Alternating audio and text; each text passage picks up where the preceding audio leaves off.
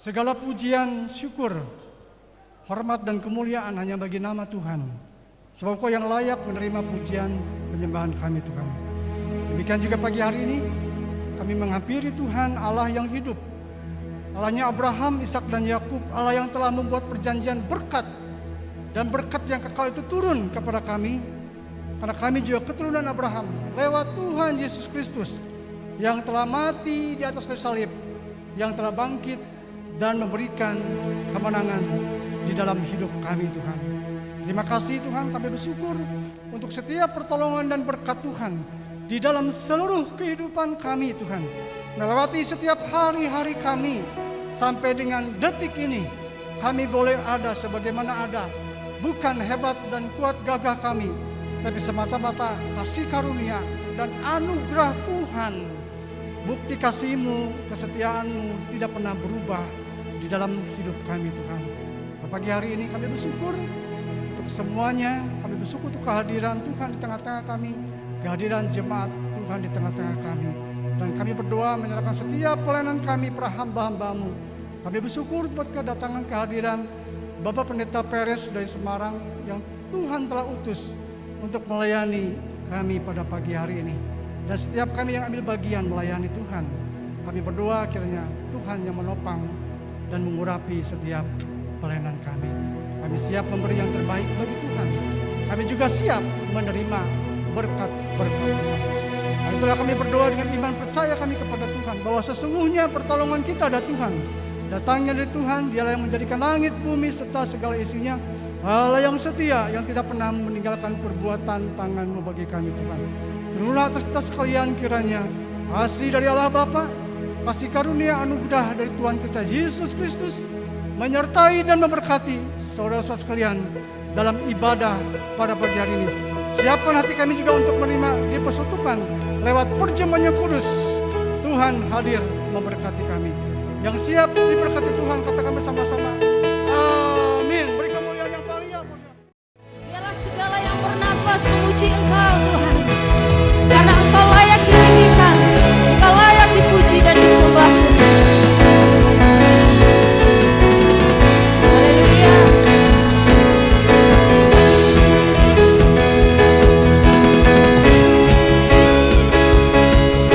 Mari bersama-sama katakan, segenap hati aku memuji, segenap jiwaku bernyanyi, karena Roh-Mu ada dalamku.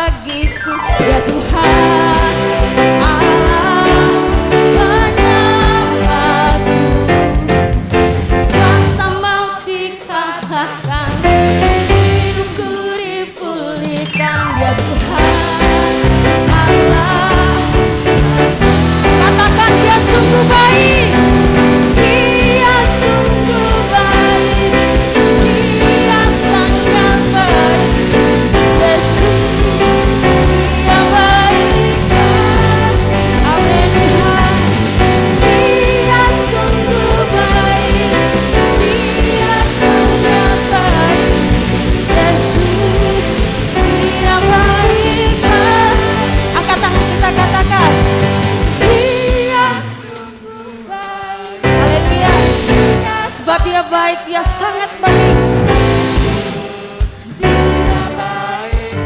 Haleluya. Sekali lagi dengan bersungguh katakan, Dia sangat baik. Yesus, Dia baik lagi. He's so good. He's so good to you. He's so good to me. Jesus, He's so good to you. Sekali lagi katakan, He's so good to you. He's so good to me. He's so good to you. Jesus, Jesus, He's so good to you. Sekali lagi katakan, Jesus, He's so good to you. He's so good to you. He's so good to you. Berikan kemuliaan bagi nama Tuhan.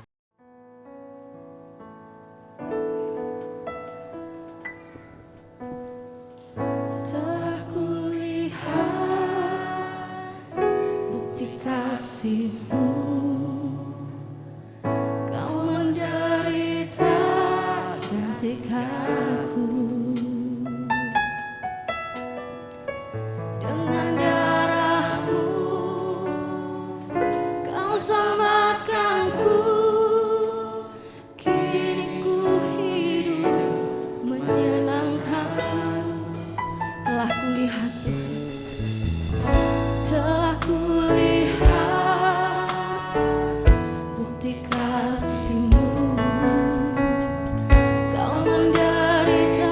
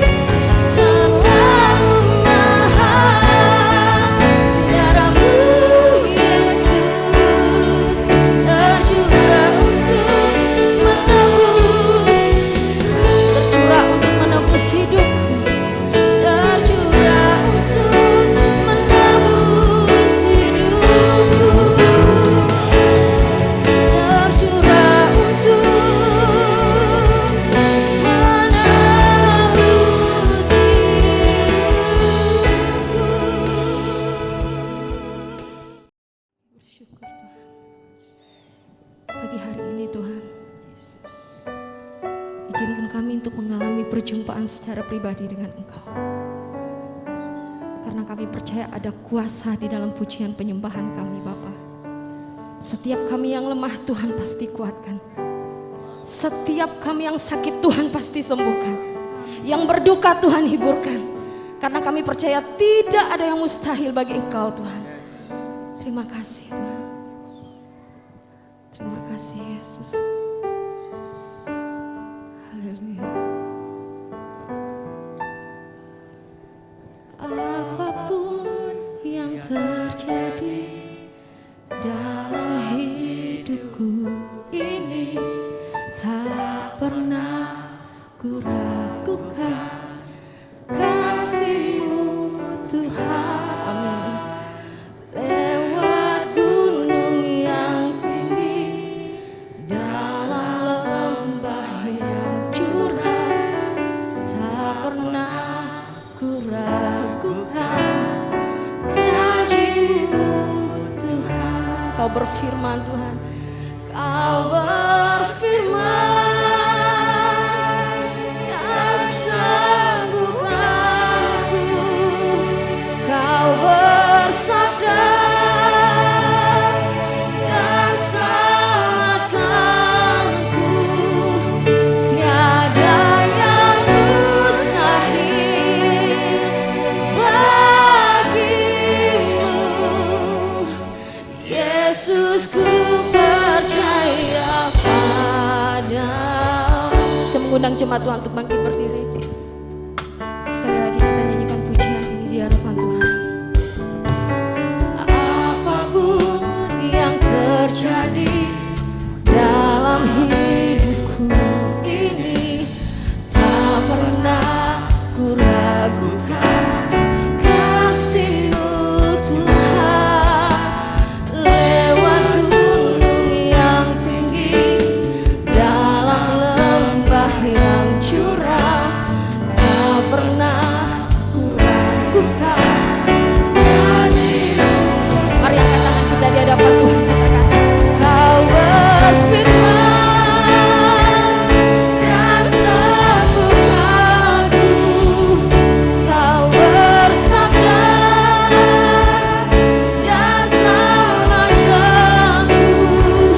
Tiada yang mustahil bagimu.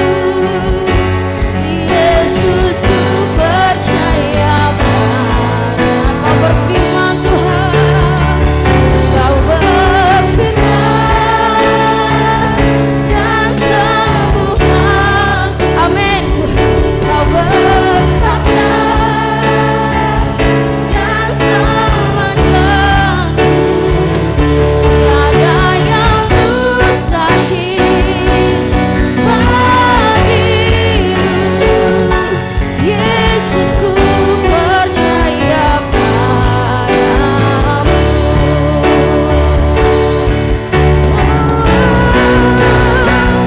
Kau berfirman dan sembuhkanku. Kau bersabda, selamatkan kami Tuhan. Haleluya. Tiada yang mustahil bagimu. Yesus, ku percaya padamu. Sekali lagi dengan lebih sungguh katakan. Haleluya.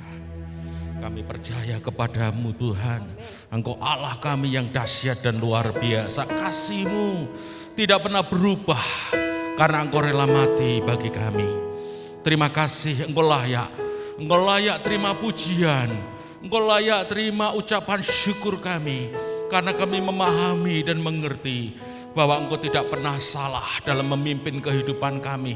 Apapun yang terjadi, sekalipun dalam lembah yang kelam, di situ Engkau ada bersama kami. Terima kasih Tuhan. Kami yakini Engkau ada bersama kami dan tiba saatnya kami akan menerima firman-Mu. Urapi hamba-Mu, Engkau urapi dengan kuasa-Mu untuk menjadi alat kemuliaan Tuhan pada pagi ini. untuk menyampaikan isi hati-Mu bagi umat-Mu di tempat ini. Kami sambut berkat-Mu dengan ucapan syukur di dalam nama Tuhan Yesus Kristus. Haleluya. Amin. Silakan duduk Bapak Ibu. Tuhan berkati kita semua dan mari kita akan bersama-sama merenungkan firman Tuhan pada pagi ini. Ya, puji Tuhan. Shalom. Pertama-tama tentunya saya mengucapkan terima kasih kepada Bapak Ibu Majelis di tempat ini yang memberi kepercayaan untuk saya boleh menyampaikan firman Tuhan pada pagi ini. Puji Tuhan, ya tanpa ini semua karena berkat Tuhan. Ya, setahun yang lalu saya ke sini dan hari ini ada bersama dengan Bapak Ibu sekalian. Nah, pagi ini kita akan bersama-sama belajar satu hal, bahwa Tuhan itu tidak pernah salah dalam memimpin kehidupan kita. Ya, tema ini kita akan pelajari bahwa pimpinan Tuhan itu tidak akan pernah salah dalam kehidupan kita. Nah, Bapak Ibu Saudaraku yang kekasih di dalam Tuhan, ya. Nah, kita lihat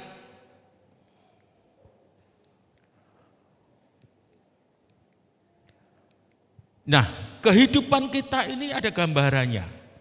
Banyak orang yang menggambarkan bahwa kehidupan kita ini seperti roda yang sekali waktu di atas, sekali waktu di bawah, sekali waktu di samping, ya itulah kehidupan. Ya, tidak bisa dipungkiri itulah manusia.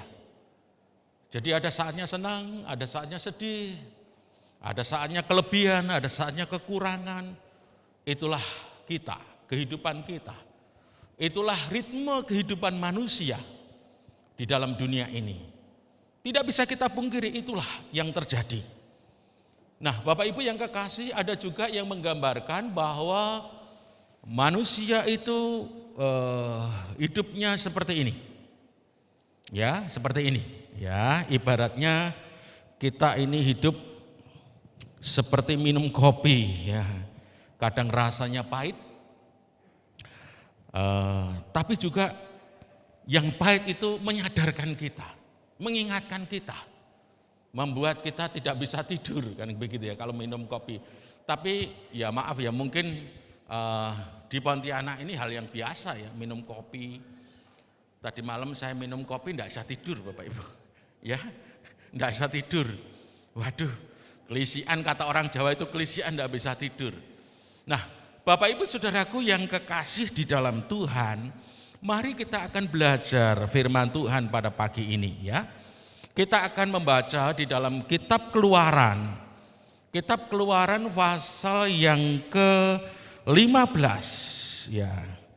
Ayat 22 sampai 27 ya. Mari kita akan lihat bersama-sama. Saya akan membacakan untuk Bapak Ibu sekalian di dalam kitab Keluaran pasal yang ke-15 ayatnya 22 sampai 27. Demikianlah firman Tuhan. Di Mara dan di Elim, Musa menyuruh orang Israel berangkat dari Laut Teberau, lalu mereka pergi ke padang gurun Sur. 3 hari lamanya mereka berjalan di padang gurun itu dengan tidak mendapatkan air. Ya. Sampailah mereka ke Mara, tetapi mereka tidak dapat meminum air yang di Mara itu karena pahit rasanya. Itulah sebabnya dinamai orang tempat itu Mara. Lalu bersungut-sungutlah bangsa itu kepada Musa. Kata mereka, apakah yang akan kami minum? Musa berseru-seru kepada Tuhan, dan Tuhan menunjukkan kepadanya sepotong kayu. Musa melemparkan kayu itu ke dalam air, lalu air itu menjadi manis. Di sanalah diberikan Tuhan ketetapan-ketetapan dan peraturan-peraturan kepada mereka, dan di sanalah Tuhan mencoba mereka. Firman-Nya.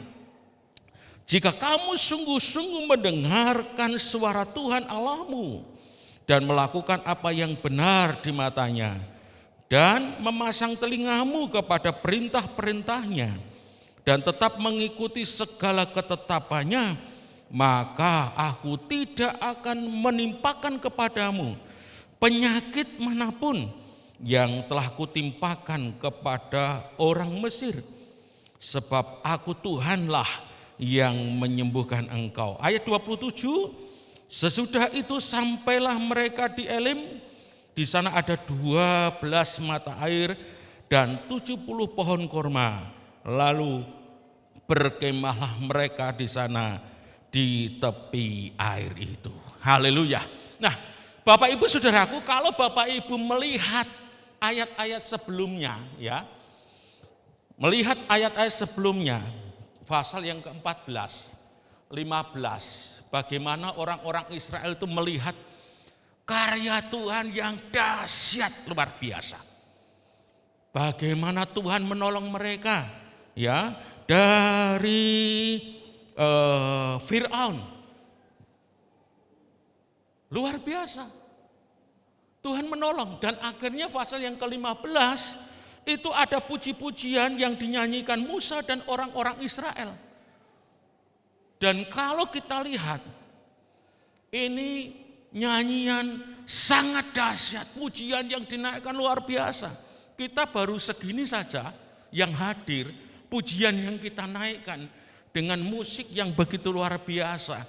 Waduh, luar biasa. Saya pernah diberi kesempatan untuk ikut di Korea Selatan, ikut doa pagi itu Bapak Ibu ya, doa pagi di satu gereja. Itu doa paginya itu 5 kali kalau nggak salah. Itu yang hadir sekali berdoa itu sekitar 15.000 sampai 30.000. Anak-anak buahnya yang datang doa. Paduan suaranya puluhan ribu, bergema demikian. Tapi Bapak Ibu, kalau kita membaca di Alkitab ini adalah paduan suara yang tidak ada tandingannya. Kenapa? Pasal yang ke-15 mulai ayat yang 1, Musa dan umat Israel memuji Tuhan. Dahsyatnya Tuhan, dia dilepaskan dari Fir'aun. Bayangkan 2 juta orang nyanyi bareng. 2 juta orang nyanyi bareng itu seperti apa? Bumi bergetar. Luar biasa. Tetapi yang terjadi Bapak Ibu, di dalam ayat yang kita baca tadi, ayat yang ke-22. Ya. Ayat yang ke-22. Ini padang gurun. Dikatakan firman Tuhan, Musa menyuruh orang Israel berangkat dari laut Teberau, lalu mereka pergi ke padang gurun Sur. Padang gurun tidak ada apa-apanya. Umat Israel melihat karya Allah yang dahsyat, yang luar biasa. Tiba-tiba dibawa ke padang gurun. Dan dikatakan firman Tuhan, 3 hari lamanya mereka berjalan dan tidak mendapatkan air. 3 hari berjalan di padang gurun tidak mendapatkan air, kondisinya salah satu ini. Ya dulu sih tidak ada aqua, saudara. Ini saya cari gambarnya aja. Kira-kira gambarannya orang yang kehausan seperti apa?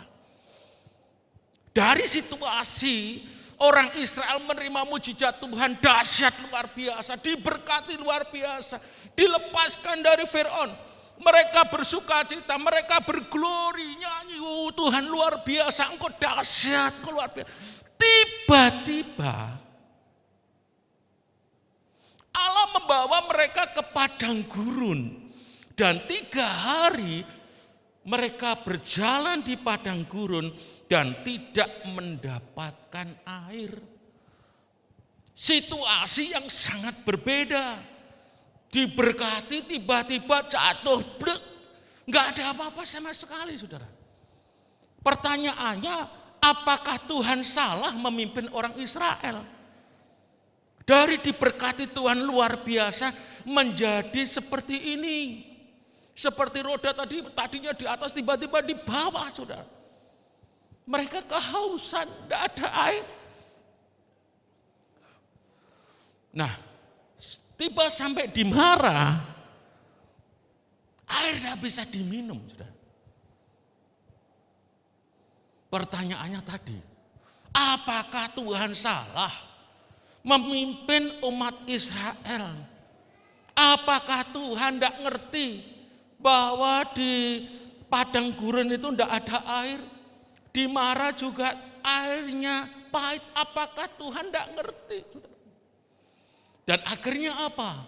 Orang yang tadinya memuji-muji Tuhan, luar biasa, Engkau dahsyat Tuhan, Engkau luar biasa Tuhan, Engkau Tuhan pembelaku, Engkau Allah yang luar biasa. Firman Tuhan katakan, umat Israel akhirnya apa? Mereka mengeluh. Mereka bersungut-sungut. Padahal barusan memuji Tuhan. Paduan suara 2 juta orang dinaikkan kepada Tuhan yang luar biasa. Tiba-tiba kondisinya berubah total.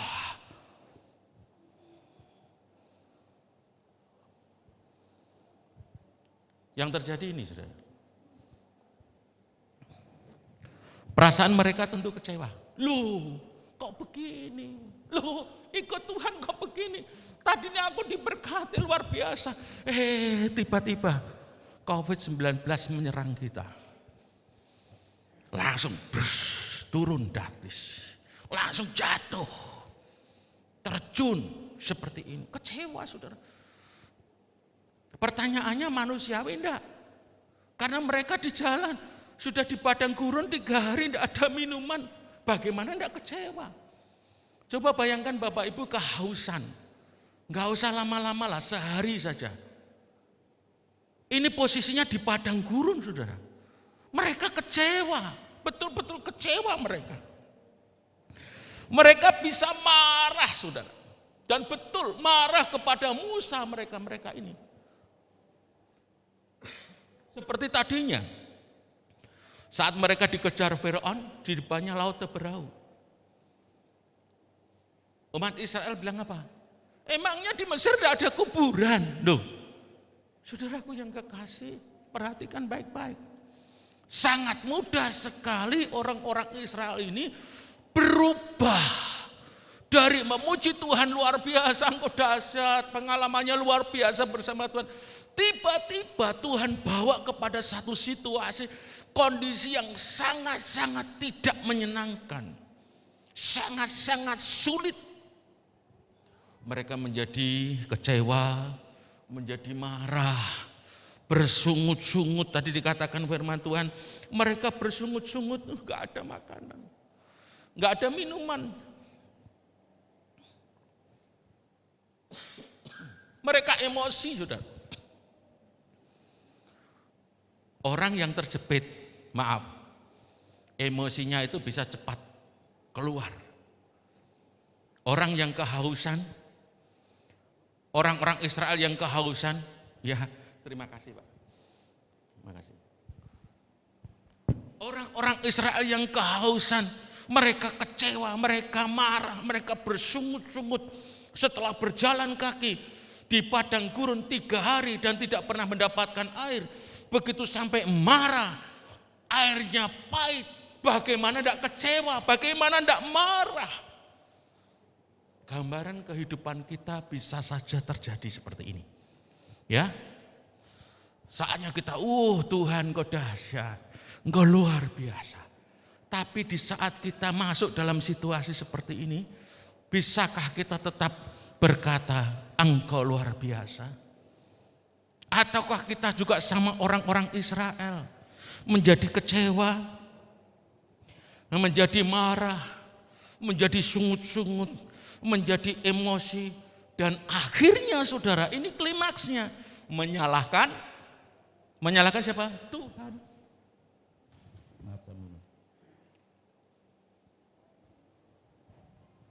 Menyalahkan Tuhan. Orang-orang Israel juga sama. Yang disalahkan kan Musa. Siapa Musa? Utusan Tuhan. Jangan sampai loh saudara, ya maaf. Saudara mengalami sesuatu, kecewa, bersungut-sungut, emosi dan akhirnya menyalahkan penatuannya, menyalahkan hamba Tuhannya. Gara-gara hamba Tuhan saya gini sih, gara-gara penatua saya begini sih, gara-gara majelis saya begini sih, saya jadinya begini. Ingat ini pelajaran yang sangat berharga. Kehidupan kita bisa seperti itu. Nah, Bapak Ibu Saudaraku yang kekasih di dalam Tuhan, seperti saya katakan bahwa sebenarnya kalau kita pelajari dengan runtun, bagaimana pimpinan Tuhan itu tidak pernah salah. Amin. Amin. Percaya bahwa Tuhan memimpin kita itu tidak pernah salah. Sekalipun kita mungkin dalam kondisi yang pahit, sekalipun dalam kondisi yang gak baik. Bapak Ibu Saudaraku yang kekasih di dalam Tuhan, di dalam kitab Mazmur ada satu firman Tuhan yang mengatakan bahwa Tuhan itu akan membawa umatnya ke tempat yang boleh dikatakan apapun juga, termasuk dalam lembah yang kelam. Firman Tuhan katakan untuk apa sih? Mengujinya. Seperti mungkin saya pernah saksikan bagaimana Tuhan bawa saya kepada lembah kekelaman tahun 2009. Bagaimana saya digigit nyamuk, malaria, dan jenisnya itu falciparum. Saya melayani. Tuhan izinkan saya harus masuk rumah sakit 1 bulan. Dan saya sudah masuk ke dalam lembah kematian. Bisa saja keluarga saya bilang, loh kok melayani seperti itu hasilnya? Loh kok seperti ini? Bisa menyalahkan Tuhan, saudara. Nah, Bapak Ibu Saudaraku yang kekasih di dalam Tuhan, jadi ini yang perlu kita pahami. Tuhan itu sedang menguji umatnya, tadi firman Tuhan ya, katakan ya ini ya. Tuhan sedang menguji umatnya apakah mereka tetap percaya saat menghadapi kepahitan dalam hidup mereka.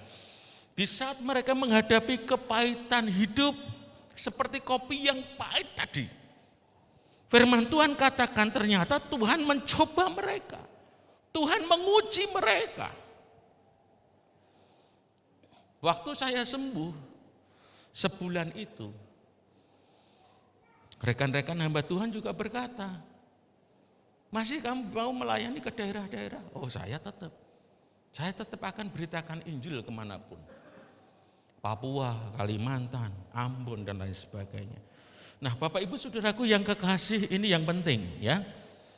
Nah saya katakan ini, Tuhan tidak pernah salah memimpin umatnya. Ya ini Tuhan mampu mengubah dari yang pahit menjadi yang manis. Saat dimarah, posisinya pahit, posisinya waduh tidak ada harapan untuk hidup. Bagaimana berjalan 3 hari sudah tidak minum, sampai marah, airnya juga pahit. Bapak Ibu Saudaraku yang kekasih dalam Tuhan, Tuhan sanggup mengubah sesuatu yang tidak baik, sesuatu yang pahit menjadi manis karena memang Tuhan berkuasa. Di dalam kehidupan kita, di saat kita menghadapi situasi kondisi yang pahit, situasi kondisi yang mengecewakan, yang bisa membuat kita sungut-sungut, Tuhan itu sanggup mengubah sesuatu yang pahit menjadi manis. Dan itu terbukti bahwa Tuhan itu tidak pernah salah memimpin kehidupan saudara dan saya. Sekalipun kita masuk di dalam lembah yang curam, sekalipun kita masuk dalam padang gurun dan seolah-olah tidak ada air di sana. Nah, Bapak Ibu yang kekasih, ternyata di balik Mara itu, di balik kota Mara, Di sana itu ada kota Elim namanya, ya. Setelah Mara ada kota Elim namanya. Jaraknya tidak jauh. Dari Mara ke Elim itu kurang lebih hanya 12 km. Enggak jauh. Mereka sudah dibawa ke padang gurun 3 hari 3 malam berjalan sampai Mara tetap pahit. Berhenti di situ, tetapi Tuhan sedang menguji mereka. Bapak Ibu, ternyata di Mara itu setelah Tuhan berkati, air di Mara itu menjadi manis. Setelah itu berjalan lagi 12 km sampai ke Elim, maka Tuhan ternyata sediakan apa? 12 mata air. Dari sesuatu yang pahit, airnya tidak bisa diminum. Jalan 12 kilo lagi, Tuhan sediakan 12 mata air. Saya renungkan ini, dari awal Tuhan bawa mereka keluar dari tanah Mesir, dikejar-kejar Firaun sampai laut Teberau, Tuhan lepaskan dari Firaun, dan akhirnya umat Tuhan berglori, bersorak-sorai luar biasa. Adakan paduan suara 2 juta orang. Wah, dahsyat luar biasa. Tiba-tiba pasal yang ke-15 ayat yang ke-22. Tuhan bawa mereka ke padang gurun. Sesuatu yang tandus, sesuatu yang sulit. Selama 3 hari tidak menemukan mata air.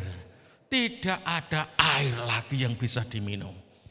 Waduh, namanya di padang gurun sudah kehausan. Pikirnya di depan itu ada sumur yang bisa diminum airnya. Begitu sampai di Mara, ternyata airnya tidak bisa diminum. Terjadi kekecewaan yang luar biasa. Terjadi persungutan. Dan akhirnya mereka menyalahkan Tuhan. Seperti saya katakan tadi, Tuhan itu tidak pernah salah memimpin perjalanan kehidupan kita. Sekalipun saatnya kita ini mungkin di dalam kondisi padang gurun atau di Mara, gak ada sesuatu yang baik yang ada dalam kehidupanku. Tetapi ingat baik-baik, Tuhan itu sanggup mengubah hal yang pahit sekalipun menjadi hal yang manis. Itulah Tuhan kita, itulah kedahsyatan Tuhan kita. Sehingga patut kita terus memuji Tuhan. Karena itu Paulus berkata kepada orang-orang Tesalonika apa? Mengucap syukurlah dalam segala hal. Gak gampang. Ternyata orang-orang Israel yang langsung bisa tahu bagaimana karya Allah luar biasa. Gak bisa loh mengucap syukur itu. Tetap bersungut-sungut. Ternyata Tuhan sediakan berkat yang luar biasa. Ini 12 mata air. Lanjutnya apa, Pak? 70 pohon kurma. Untuk makanan mereka, saudara. Untuk mereka bisa makan. Kurma, ada 70 pohon kurma. Waktu saya renungkan ini, betapa Tuhan itu dahsyat dan luar biasa. Kalau Tuhan sudah memulai, Tuhan tidak pernah berhenti menolong umatnya, memberkati umatnya. Kalau Tuhan sudah memulai memberkati saudara, sekalipun ada saatnya saudara jatuh, tidak akan berhenti sampai di situ. Tuhan akan angkat engkau lebih tinggi lagi. Dan engkau akan lebih diberkati lagi. Luar biasa. Dan akhirnya Bapak Ibu yang kekasih di dalam Tuhan, air melimpah. Mereka berkemah, ada berkat bagi keluarga. Terjadi di Elim. Setelah dari Mara, perjalanan mereka 12 kilo lagi, ternyata Tuhan sediakan berkat-berkat yang dahsyat dan luar biasa. Seperti kita ketahui bersama, masa tahun 2020, 2021 ini, kita menghadapi sesuatu yang tidak mudah. Kita menghadapi sesuatu yang sulit. Tuhan, ini gimana, ini gimana, ini gimana. Tetapi yang kita harus tahu pasti, Tuhan memimpin kita itu tidak pernah salah. Amin, Bapak Ibu. Tuhan itu sedang menyediakan berkat untuk saudara ini loh. Ya, ada 12 mata air. Ini bisa diterjemahkan banyak. 12 mata air itu kan sumber. Bapak Ibu bisa disediakan Tuhan sumber-sumber berkat di situ. Usaha ini jalan, usaha ini jalan, usaha ini jalan. Kenapa?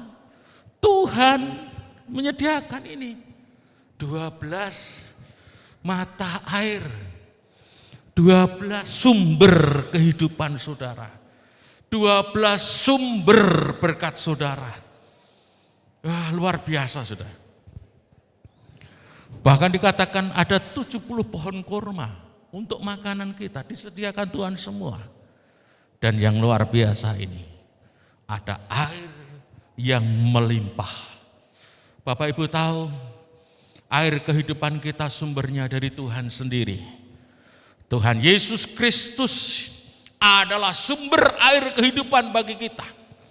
Di saat hatimu dalam kondisi gundah gulana, di saat hati kita merasa kecewa, putus asa, nggak ada pengharapan lagi, datang kepada Tuhan Yesus Kristus. Karena Dia adalah sumber kehidupan kita. Tidak ada seorang pun yang bisa kita banggakan. Hanya Tuhan Yesus Kristus. Karena itu, renungkan baik-baik hal ini. Kesimpulannya sangat sederhana, saudara. Ini ya, kesimpulannya sangat sederhana. Jangan suka menyalahkan keadaan dan menyalahkan Tuhan. Karena apa? Tuhan itu tidak pernah salah memimpin kehidupan umatnya. Tuhan tidak pernah salah memimpin saudara dan saya. Sekalipun kita dalam kondisi yang tidak baik seperti di padang gurun, ingat baik-baik. Tuhan menyediakan berkat di balik itu. Dan berkatnya tidak main-main. Besar sekali ini saudara, besar sekali. Dan akhirnya dikatakan firman Tuhan, mereka berkemah di Elim. Ya, mereka berkemah di Elim. Ada kehidupan di sana. Ada mata air, ada pohon kurma. Saya yakin dan percaya. Bulan ini kita diperingatkan kembali peristiwa 2021 tahun yang lalu, di mana Tuhan hadir, Tuhan datang, Tuhan lahir, bukan hanya lahir, tetapi Dia mati untuk saudara dan saya.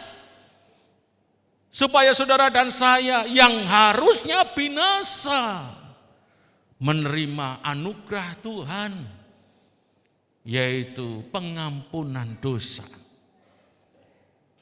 Karena itu Bapak Ibu Saudaraku yang kekasih, firman Tuhan pada pagi ini mengajar kita, jangan pernah kecewa mengikut Tuhan. Jangan pernah bersungut-sungut mengikut Tuhan.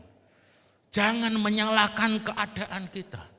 Jangan menyalahkan Tuhan dalam kehidupan kita. Karena Tuhan tahu dan sangat tahu, Tuhan memimpin hidup kita ini dengan satu tujuan, supaya saudara dan saya diberkati. Ya, supaya saudara dan saya diberkati. Dia telah mati untuk kita. Dan Dia bangkit supaya saudara dan saya hidup di dalamnya. Tuhan memberkati kita semua pada pagi ini. Jadi ingatlah baik-baik bahwa pimpinan Tuhan itu tidak pernah salah. Mari kita sekarang akan menerima tubuh dan darah Tuhan.